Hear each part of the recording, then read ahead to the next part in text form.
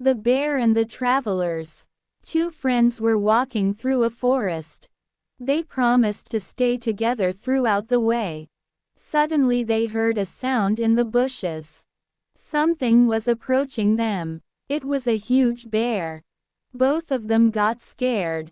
One of them, thinking of his own safety, climbed a tree. The other friend did not know how to climb a tree. He threw himself on the ground and lay still while holding his breath. He had heard that bears don't prey on dead people. The bear came near the man lying on the ground.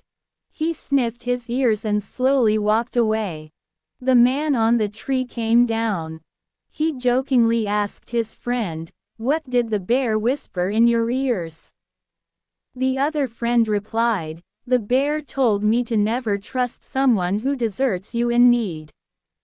Moral of the story: a friend in need is a friend indeed.